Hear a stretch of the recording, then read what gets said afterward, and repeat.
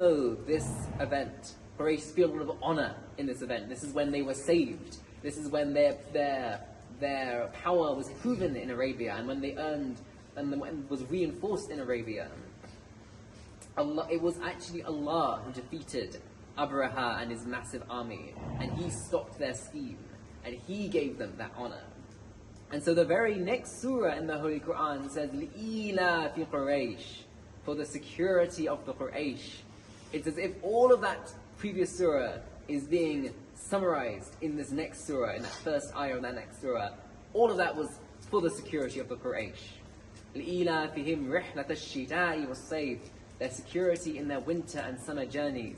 We are told by the historians that the Meccans would travel south to Yemen in the winter, and travel north to Syria in the summer to take trade up and down to the Roman and Persian empires and to those fertile lands of Yemen.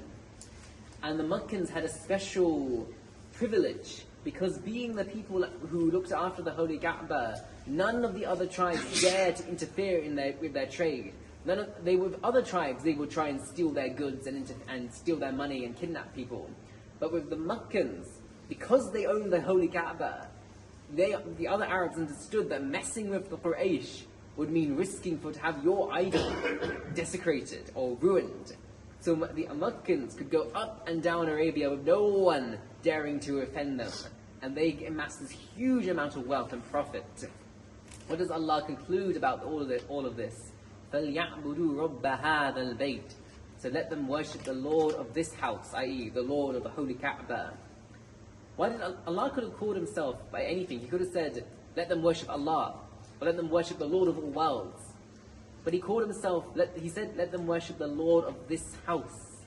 Because in this surah, it's the Holy Kaaba, it is through the Holy Kaaba, this house, that Allah has honored the creation in this particular manner. الَّذِي أَطْعَمَهُم مِّن جُوعٍ وَآمَنَهُم مِّنْ خَوْفٍ.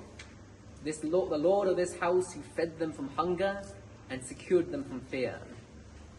SubhanAllah, there is a subtle reference to another historical figure, the Prophet Ibrahim alayhi salam.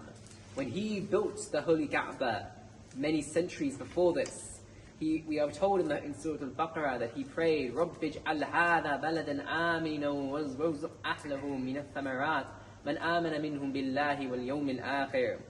He prayed, my Lord, make this a secure land and provide its people with fruits, those who will believe in God and the last day.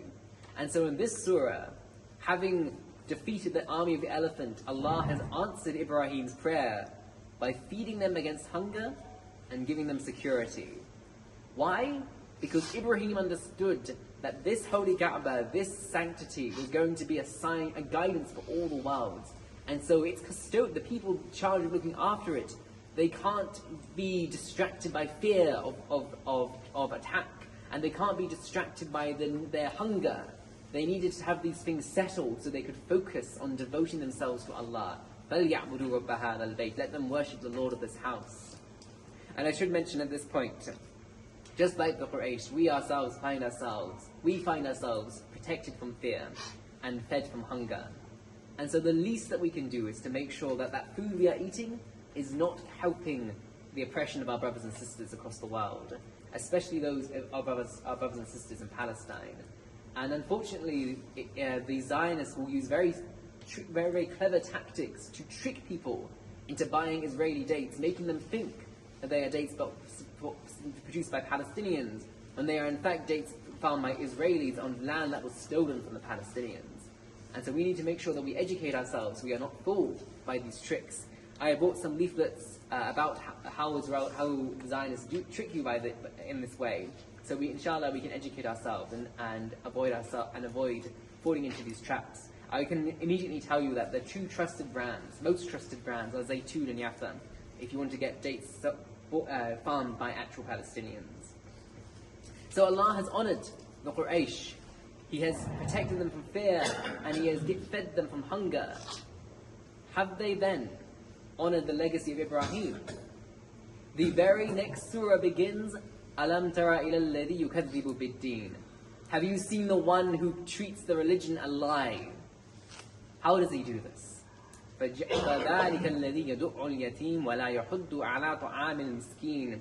He repels, to the effect that he repels the orphan and does not urge the feeding of the poor. Now, a more literal translation would be, he does not urge the food of the poor. طَعَامُ وَلَا يَحُضُّ عَلَى طَعَامِ الْمِسْكِينِ. Literally, the food or the meals of the poor.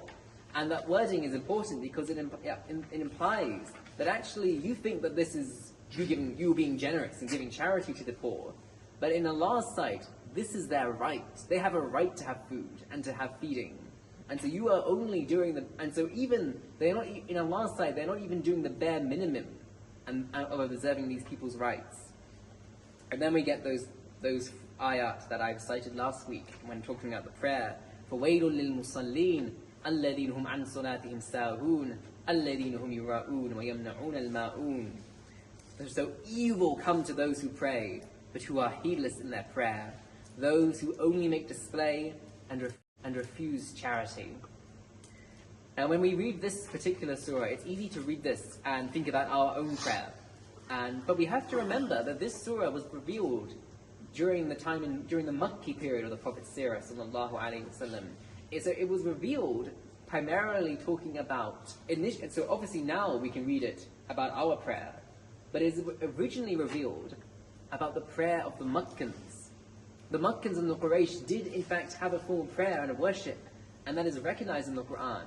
In Surah Al-Anfal, Allah will criticize how this prayer of theirs is nothing but clapping and whistling. But in this surah, the primary criticism is their lack of sincerity and their lack of virtue. Even by the standards of their own prayer, they are not performing properly. They do not have the spirit of the prayer. They do not have that khushu' of Allah. They are not doing it for Allah's sake. They're doing it just to be seen as noble, and they are doing it just for their own status, and it is not actually making them more charitable people. So for this reason, they have desecrated Ibrahim's legacy. And out of Allah's mercy and love for Ibrahim alayhi salam, He sends a prophet to these people to restore that legacy of Ibrahim. And in the very next surah, Allah talks directly to that messenger. Inna a'taynaka al-kawthar. Indeed, we have given you al-kawthar. There are many different interpretations by the scholars about what al-kawthar could mean. But I will settle with the linguistic definition. Kawthar comes from the word kathara, which means a lot or lots. And so al-kawthar is something that is immense. It is an incredible gift, something beyond your imagination. That's how they would use that word in classical Arabic. And so you have the contrast in the previous surah. These Makkans would refuse even the neighborly deeds. And in contrast, Allah is giving His messenger al-kawthar, the incredible blessings. How is he supposed to respond? فَصَلِّ لِرَبِّكَ وَانْحَرْ. So pray to your Lord and sacrifice. Here prayer is again being mentioned, and the spirit of the prayer is being brought back. The prayer is not for anyone except Allah, your Lord, لِرَبِّكَ.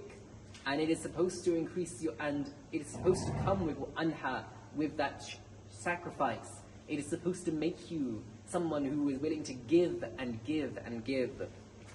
And Allah finishes with the surah of Inna shani'aka huwal abtar. Indeed, the one who hates you, he is the one cut off. And so this finishes with a subtle reference to the enemies of the Prophet and the enemies of Allah sallallahu alaihi wasallam. And in the next surah, and this is the final point I will make, in the next surah Allah talks to these enemies of the Prophet sallallahu alaihi wasallam. قُلْ يَا أَيُّهَا الْكَافِرُونَ. Say, O you kafirun. O you kafirs. The word kafir comes from the word kafara, which literally means to cover up with soil. And so one of the meanings is the people who are unbelievers. They have seen the light of Islam. They have seen the light of the truth of Islam, and they purposely cover it up, and they purposely ignore it. It's not just a non-Muslim. It is someone who is purposefully covering up the truth, knowing it to be true, and yet still denying it. Another meaning of kafara is someone who covers up the blessings of Allah and shows ingratitude. And who could be more ungrateful than the Quraysh, who have been given the legacy of Ibrahim alayhi salam, who have been fed with fruits, who have been fed from hunger and saved from fear, and now they desecrate the legacy of Ibrahim like this. And so, and the Prophet, peace upon him, is instructed to continue. لا أعبد ما تعبدون ولا أنتم عابدون ما أعبد. I do not serve what you are serving. You are not serving what I am serving. We are told that before the surah was revealed, some of the rich men of Makkah came to the Prophet sallallahu alaihi wasallam, and they said, "This is not looking good to having this division in Makkah. This doesn't look good."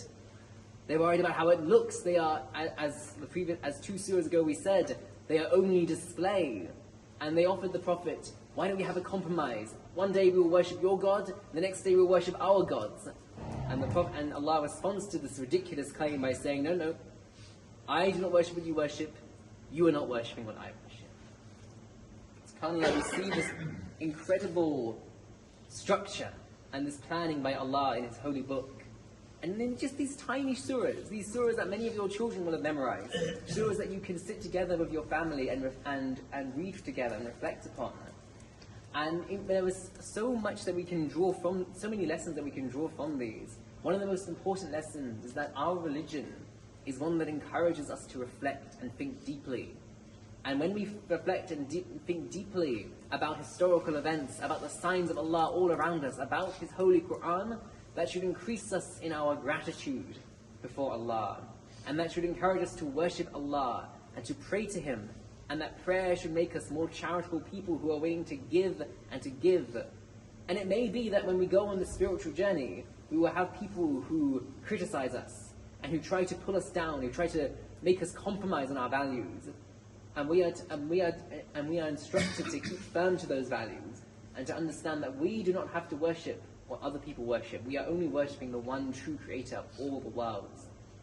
So I pray that Allah allows us to connect with the Holy Qur'an, allows us to give that conviction and that strength in our Iman and our faith.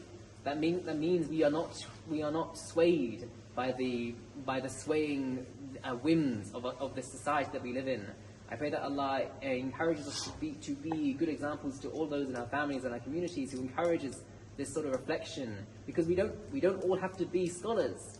We need scholars. We all need the scholars, but we don't all have to be the scholars. We just need to be willing to open our hearts and reflect upon this holy Qur'an.